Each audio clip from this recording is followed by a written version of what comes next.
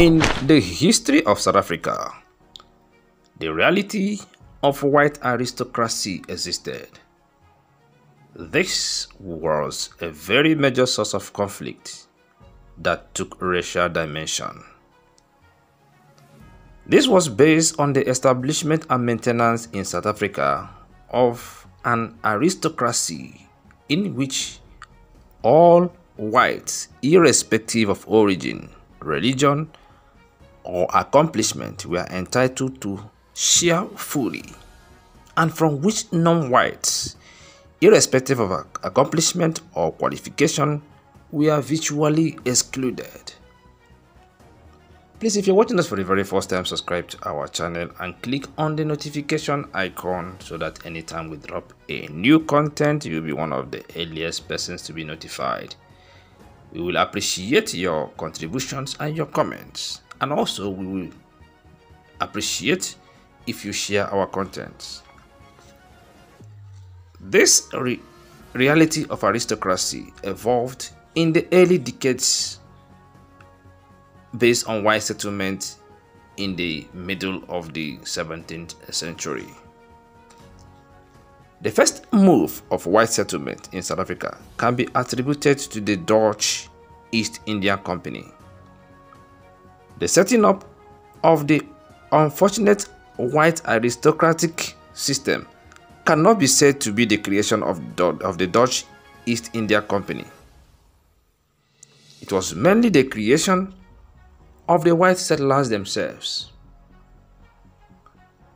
A lot of social systems were used to sustain and justify this segregational and deprivative system. Colin Legun, in his presentation, documented it in this way. He stated that official and church policy tried hard at first to draw the social line, not between races, but between Christians and barbarians. Van der Beek held this to be the proper distinction between civilized and uncivilized people. The issue of racial commingling got to a point that it was seen as a disaster and a disgrace.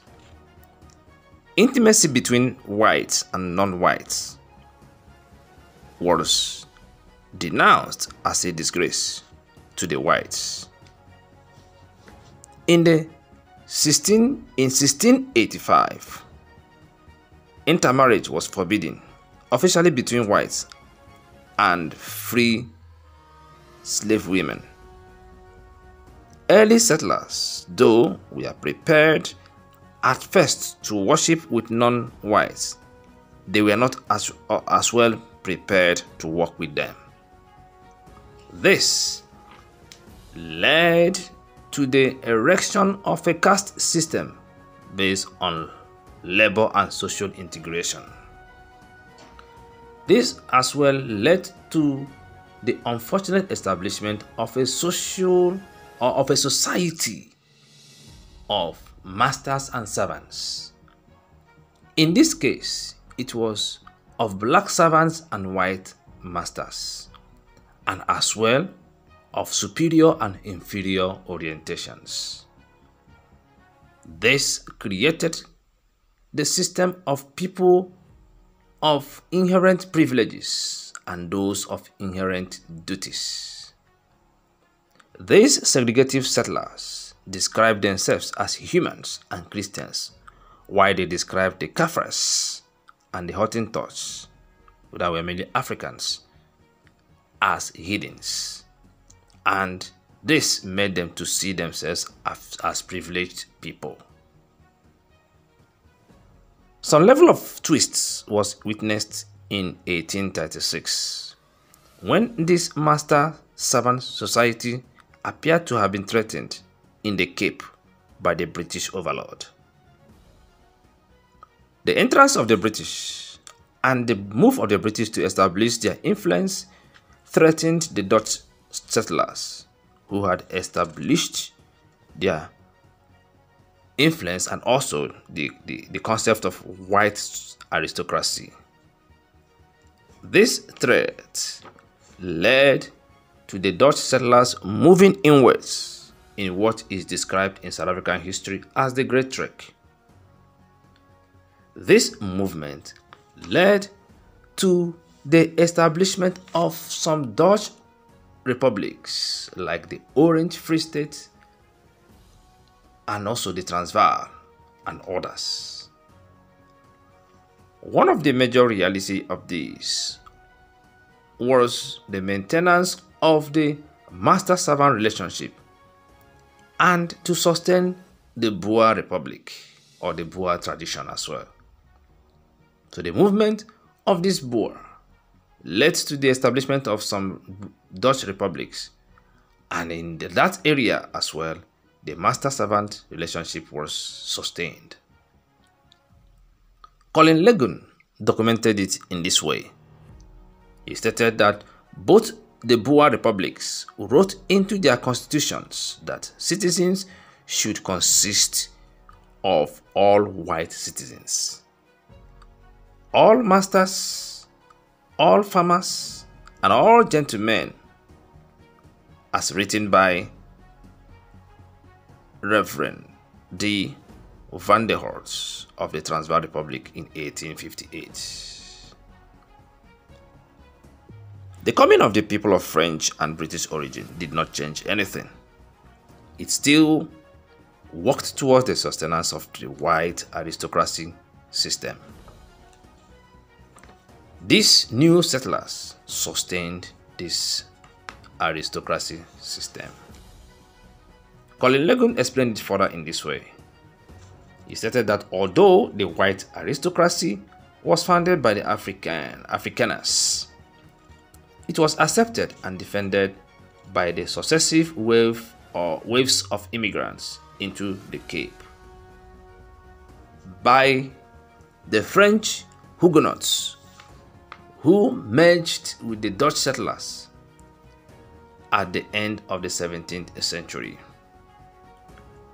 by the British settlers in the early 19th century, and as well by the German immigrants in the second half of the 19th century.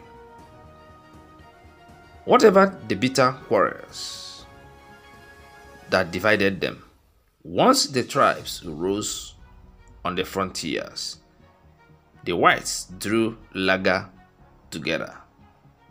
This attitude was characteristically described by delegation of Boers who called on Mr. Joseph Chamberlain in 1903.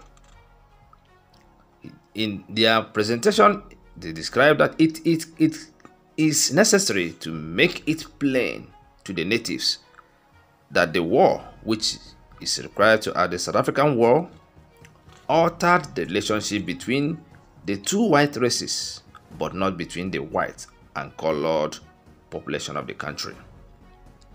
In their presentation, they convinced Joseph Chamberlain to sustain the white aristocratic situation in South Africa. By the end of the 19th century, this aristocracy system was refashioned to meet the new circumstances of an urbanized society. The influence of economic growth in the area of mining, plantations, and pure and mainly industrialization led to a new economic situation and systems. This led to the sustained white aristocratic system, and this led to strong white privilege status and black deprived status. The Master and Servants Act regulated the relationship, and it was supported by a whole lot of other regulations. Please, if you're watching us for the very first time, subscribe to our channel and click on the notification icon anytime, so that anytime we drop a new content, you'll be one of the earliest persons to be notified. Your contributions and input will be highly appreciated. Thanks for being part of this channel.